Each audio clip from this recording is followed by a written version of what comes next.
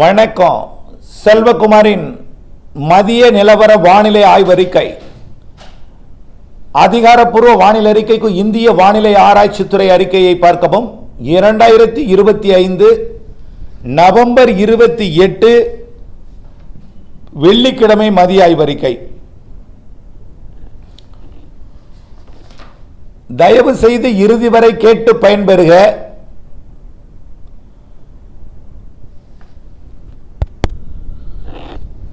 இலங்கை மற்றும் அதனை ஒட்டியுள்ள வங்கக்கடற்பகுதியில் நீடித்துக் கொண்டிருக்கக்கூடிய டிட்வா புயல் தற்பொழுது திரிகோணமலைக்கு அருகிலேயே நிலை கொண்டிருக்கிறது.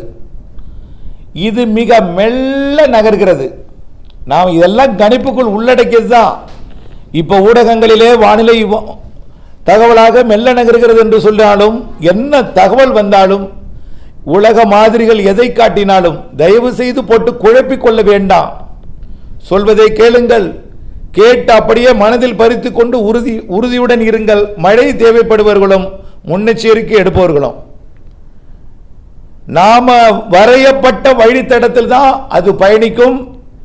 நாம வரையப்பட்ட வழித்தடத்தில் தான் இதுவரைக்கும் உருவாகி இருக்கிறது, வந்திருக்கிறது. நாம தான் இந்த புயலை இப்படியும் நடக்கலாம்னு உலகத்திற்கே அறிவித்தோம், காற்று சுழற்சியாக இருந்த பொழுது.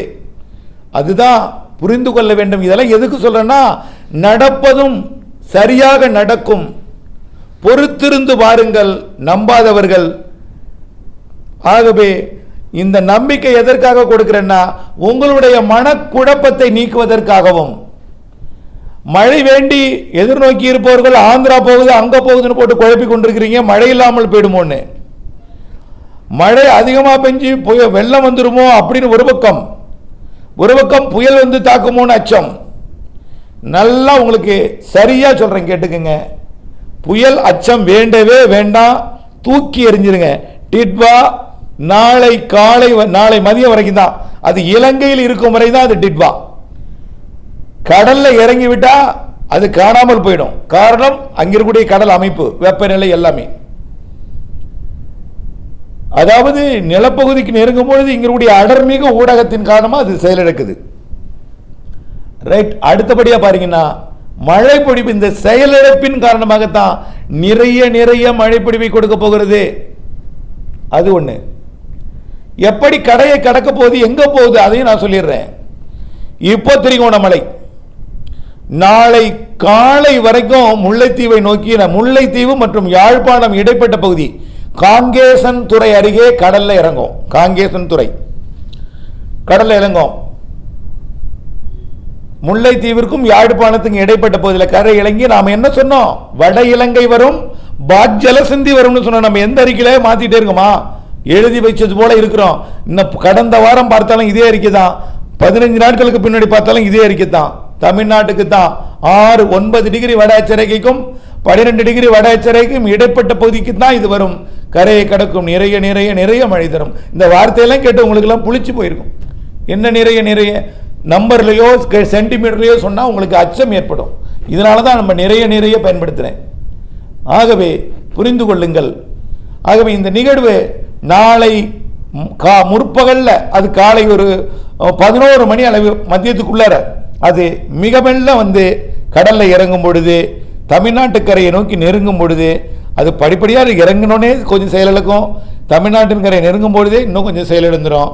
அப்போ கோடியக்கரை முனைக்கும் யாழ்ப்பாணம் முனைக்கும் இடைப்பட்ட பகுதியில் இருக்கக்கூடிய அந்த ஜலசந்தி பகுதியில் ஒரு காற்றழுத்த தாழ்வு மண்டலமாகவோ அல்ல, அது ஆழ்ந்த காற்றழுத்த தாழ்வு மண்டலமாகத்தான் இருக்கும், புயல் அல்ல.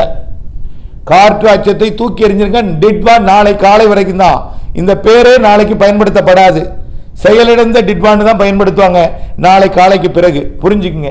ஆகவே காற்று அச்சத்தை தூக்கி எறிஞ்சிருங்க. மழை பொழிப்பு தான் நம்ம முன்னெச்சரிக்கை எடுக்கணும். ஏற்கனவே ராமநாதபுரம் மாவட்டத்தில் மழை காலையே தொடங்கிட்டு நாம் அறிவிச்சது. ராமநாதபுரம் நல்லா ஒண்ணே புரிஞ்சுங்க. நாம் ஒண்ணே சொல்லிட்டு இருந்தோம், ஒரு ஊரை ராமநாதபுரம் மாவட்டம் வேம்பாறு வைப்பாறுன்னு சொல்லிட்டு இருந்தோம். வேம்பாறு, அந்த வேம்பாறு தான். வேம்பாருக்கு தெற்க கூட பெருசா மழை இல்லை. வைப்பார் வேம்பார், அதற்கு வடக்கே இருக்கக்கூடிய சாயல்குடி, வாலிநோக்கம், சிக்கல், ஏர்வாடி, தீர்த்தக்கரை, மானமண்டலம், அப்படியே பார்த்தீங்கன்னா உச்சிப்புலி, ராமநாதபுரத்தோட ஒட்டுமொத்த தொண்டியெல்லாம் மழை பெய்து கொண்டிருக்கு இப்பொழுது.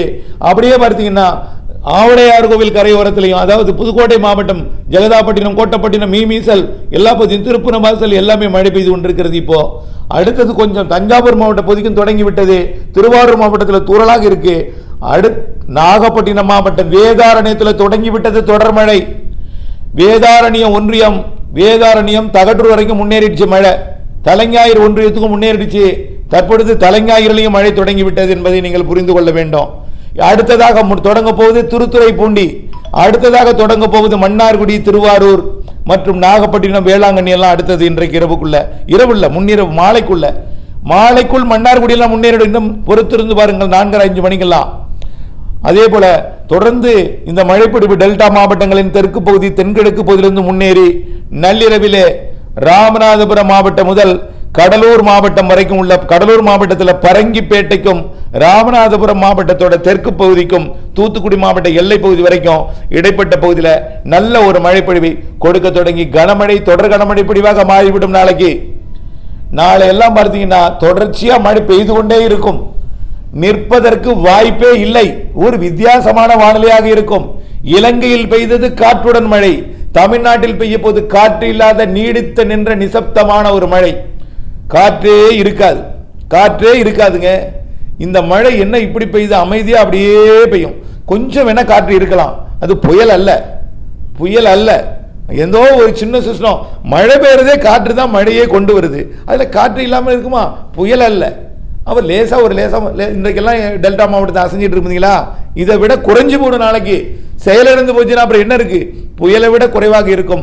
அதாவது இன்றைக்கு இருக்கிறது கூட நாளைக்கு அதே அளவோ அல்லது சற்று கூட நாளைக்கு, அதாவது நாளைக்கு அதிகாலையில் கோடியக்கரைக்கு அப்பால், அதாவது யாழ்ப்பாணத்துக்கிட்ட வரும்போது கொஞ்சம் காற்று இருக்கும்.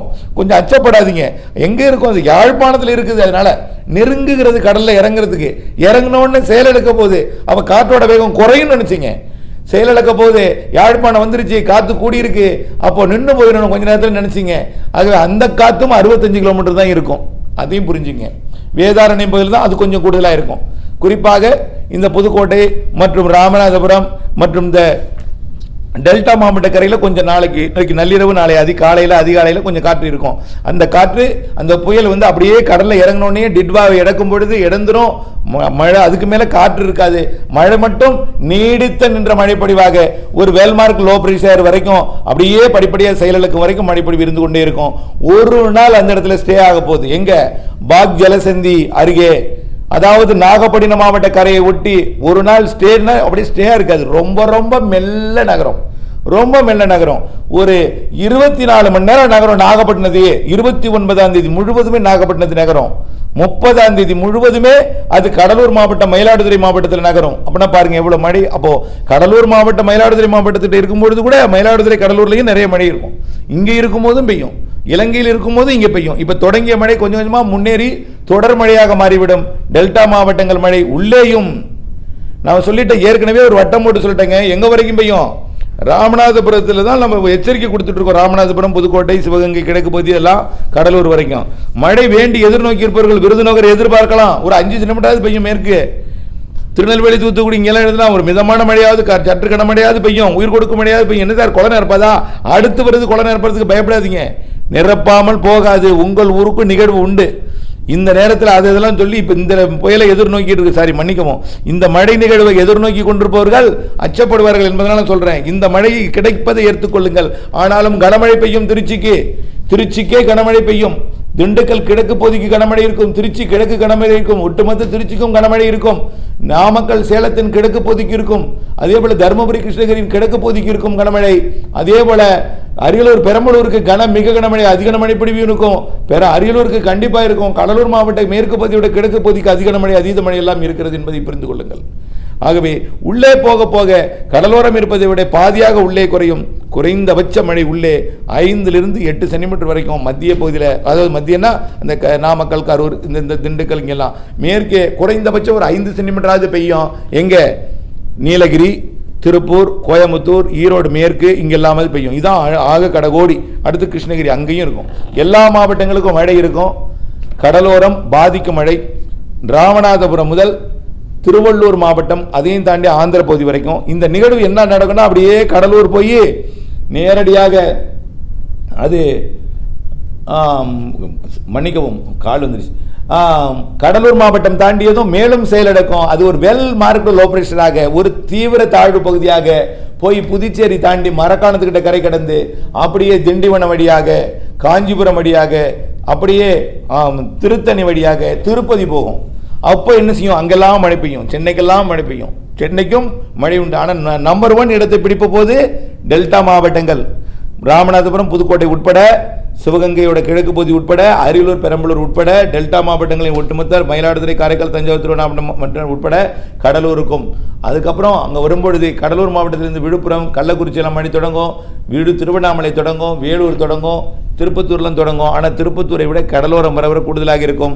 கண்டிப்பாக சென்னை திருவள்ளூர் காஞ்சிபுரம் செங்கல்பட்டுக்கு நிறைய மழை இருக்குது, அங்கும் கொஞ்சம் அச்சுறுத்தல் இருக்குது. நான் அதை உறுதிப்படுத்தலை கிட்டத்தட்ட இருக்குது. எவ்வளவு சென்டிமீட்டருங்கிறத அளவை நான் சொல்கிறேன், ஏன்னா நீங்கள் பீதிப்படுவீங்க. நீங்கள் 2015 வெள்ளத்தோடு நீங்கள் எப்பொழுதுமே ஒப்பிட்டு பார்க்கக்கூடாது. 2015 வெள்ளம் வேற, இது வேற. இப்போ செம்பரம்பாக்கம் ஏரி தண்ணி திறந்து விட்டுட்டு இருக்காங்க, சீராக திறந்து விட்டுட்டு இருக்காங்க. வெள்ளம் அதாவது மழைப்பொழிவு உற்று நோக்கப்படுகிறது. மழை எப்படி பெய்யும்னு பார்த்துட்டு இருக்காங்க. அரசு முடக்கி விடப்பட்டிருக்கு. அதனால அச்சப்பட வேண்டாம். அதனால தமிழ்நாட்டில் வடகடலோரத்துக்கும் நிறைய மழை இருக்கு. ஆந்திர பிரதேசம் போய் திருப்பதிக்கும் நெல்லூருக்கும் இடைப்பட்ட பகுதியில் போய் அந்த இடத்துல நிறைய மழை பொழியும். ஆந்திர எல்லையோரத்தில் இருக்கக்கூடிய மாவட்டம், தமிழ்நாடு எல்லையோரத்தில் இருக்கக்கூடிய ஆந்திர மாவட்டங்களுக்கும் மழை பொழிவை கொடுக்கும். தமிழ்நாட்டின் திருவள்ளூருக்கும் நிறைய மழை பொழிவை கொடுக்கும். இப்போ எங்கேருந்து எங்கே ஆரம்பிச்சிருக்க பாருங்க மழை, பாதிக்கும் மழை. ராமநாதபுரம் தொடங்கி திருவள்ளூர் வரைக்கும் கொஞ்சம் பாதிக்கிற மழை தான் தெரியுது. ஆனால் இந்த கடலூருக்கும் புதுக்கோட்டைக்கும் இடையில தான். அதுலேயும் நம்பர் 1 நாகப்பட்டினம், திருவாரூர், தஞ்சாவூர், மயிலாடுதுறை, காரைக்கால், இங்கே தான் அதிகமாக தெரியுது மழை. அடுத்தது அரியலூர், பெரம்பலூர், திருச்சி, புதுக்கோட்டை, அடுத்து புதுக்கோட்டை கடலோரம், ராமநாதபுரம் மற்றும் சிவகங்கை கடல ஒட்டுமொத்த எல்லா மாவட்டங்களும் உண்டு. சார் எங்கள் மாவட்டம் உங்களுக்கு தெரியாதா சார்? ஒரு சொல்கிறார், எங்கள் மாவட்டமே தெரியாதா, எங்களுக்கு சொல்லவே மாட்டீங்களே. சொல்லிட்டேன், எல்லா மாவட்டங்களுக்கும் சொல்லியாச்சு. எல்லா மாவட்டங்களுக்கும் குறைந்தபட்ச மழை இருக்கும், நல்ல மழை குறைந்தபட்சம் 5 சென்டிமீட்டராக இருக்கும். உள்ளே மேற்கே உள்ளேயும் இருக்கும். கடலோரம் வருமதி மிக கனமழையாக இருக்கும். அதீத மழைப்பொழிவு கடலோரம் இருக்கும். பாதிக்கும் மழை தான் நிச்சயமாக நான் சொல்கிறேன். அதற்கான முன்னெச்சரிக்கை நீங்கள் எடுத்துக்கொள்ளணும். என்ன செய்யணும்? வயல்கள் நிச்சயமாக அதாவது ஆற்றங்கரைகள் இருக்கக்கூடாது. அப்புறம் என்ன செய்யணுங்க, வயல்கள்லாம் நிச்சயமாக கொஞ்சம் மூழ்கி தான் வடியும். வடிகால் வசதியை சரி பண்ணி வச்சுங்க. அதெல்லாம் நேரமாக ஆயிடுச்சு, மழையும் தொடங்கிடுச்சு. இனிமேங்க சரி பண்ண போகிறோம். மழை திருத்துறைப்பூண்டியெல்லாம் தொடங்கிடுச்சு, இப்போது வேதாரண்யம் தொடங்கிடுச்சு, தகட்டூர் தொடங்கிடுச்சு. இப்படியே படிப்படியாக டெல்டாக்குள் வந்துடும். இப்போ தொடர் மழையாக மாறிடும். நாளை பகல் முழுவதும், நாளைய மறுநாளும் 2 நாள் கண்டினியூவாக ரெயின் இருக்கும். ஆக இப்போ இதற்கு நாம் என்ன செய்யணும்? அதற்கான முன்னெச்சரிக்கை, கால்நடைகளை பாதுகாப்பாக கட்டுவீங்க. பாவம், அதுக்கு சாரலே ஒத்துக்காது, குளிராது, மழை தண்ணி அடிச்சுட்டே இருந்தால் நிற்க முடியாது, படுக்கிறதுக்கு. உங்களுக்கு பாய் போடுறப்ப சாக்காக அதுக்கு போட்டு வைங்க. தரை நனையாத பிறகு ஒரு இடத்துல கட்டி வைங்க. தரையில் ஒரு ஈரம் இல்லாமாவது இருக்கணும். ஆகவே குளிராகவும் பார்த்துங்க. அதே போல் கால்நடைகள், உங்களுடைய வளர்ப்பு செல்ல பிராணிகளுக்கெல்லாம் பார்த்துக்குங்க. அதே போல் எல்லாவற்றிற்குமே நீ நினைத்து பாருங்கள். வன விலங்குகள் என்ன செய்யும்? உணவின்றி இந்த மழையில் என்ன செய்யும்? குருவிகள் என்ன செய்யும்? சிட்டுக்குருவி எல்லாரும் பாருங்கள். நாமும் அதெல்லாம் படுற கஷ்டம் போலது நாமும் அந்த நேரத்தில் நாம் முன்னெச்சரிக்கை என்னவோ நாமும் எடுத்துக்கணும். அது போலவே அதுவும் நடந்து கொண்டு தான் எங்கோ இருக்கும் எல்லாமே, சரிங்களா? ஆகவே அதுபோல் நாமும் முன்னெச்சரிக்கையாக எடுத்துக்கொண்டு நாம் பாதுகாப்பாக இருக்கணும். அவ்வளவுதான். ஒட்டுமொத்த எல்லா கடலோர மாவட்டங்கள், டெல்டா மாவட்டங்கள், தென் மாவட்டங்களில் ராமநாதபுரம் வரை நிறைய மழை இருக்கிறது என்பதை புரிந்து கொள்ளுங்கள். அறிவிக்கப்பட்ட வழித்தடம் இதுதான், மாறவே மாறாது. மாறியா அதற்கு பிறகாவது என்னை வாழ்த்துங்கள். உண்மையிலேயே நாம் சரியாக தான் சொல்லிட்டு இருக்கோம். இதுவும் நடக்கும். புதிய தொழில்நுட்பத்தை கண்டுபிடித்திருக்கிறோம். இல்லை முயன்று தவறி கட்டத்தை சில பிழைகளை திருத்தி கொண்டிருக்கிறோம். அந்த திருத்தியதன் காரணமாகத்தான் நம்ம 100க்கு 100 சரியாக வந்துட்டு இருக்கு. இனிமேல் பிழைகள் இருக்கவே இருக்காது, சரியாக இருக்கும். இதுவும் நாளை டிட்வா செயலடக்கும்.